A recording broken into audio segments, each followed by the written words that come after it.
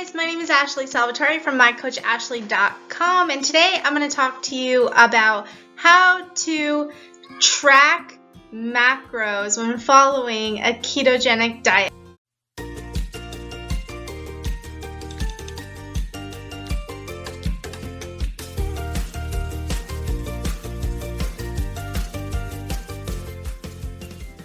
So macros is one of the things that everyone is so confused about, and I know because when I first started learning about the ketogenic diet, I went and I googled what is a macro, and it was really hard to find any information on it or even an easy to understand description of what a macro is and how to track it and how to do it. So I'm here to tell you a very simple way of how to track your macros. So a macronutrient is basically fats, proteins, and carbs.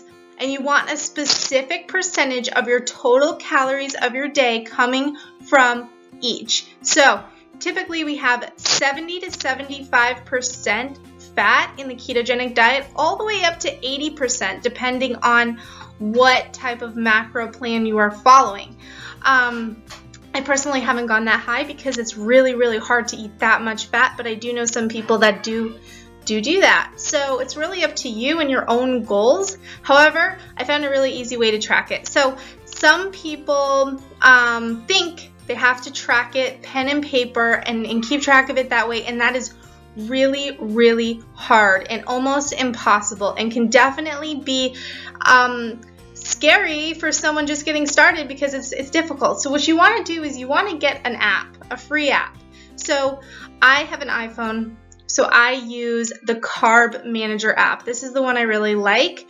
Also, if you have an Android, MyFitnessPal also will break down your macros. So what you do is you just add in the foods that you eat during the day. It breaks down your macronutrients and it will give you a chart, and it will tell you what the percentage is that you are at. So you can plan ahead your day, you can put everything in that you are thinking about eating tomorrow, and you can see if your macros will be on point. If you need to adjust some things, if you don't have enough fat, you have too much protein, or if you have too many carbs, you can shift it around until you get it perfect while you are learning, and then you can start just getting it right.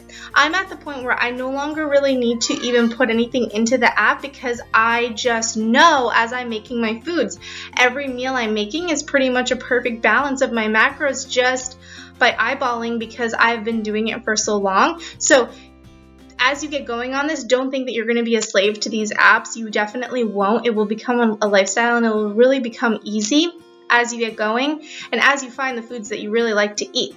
So apps are the easiest way to track your macros, and so don't get overwhelmed, don't get freaked out if you get started on this and you find it's way too difficult to track macros. Just focus on net carbs to start as an easy step into the lifestyle, and then start focusing on your net carbs. So maybe when you set this up, it will tell you when you put in your goals, it will give you a calorie projection for you, and it will also tell you, give you, your targets for your macros. So now I typically stick to 70% fat, 5 to 10% carbs, and about 20% protein.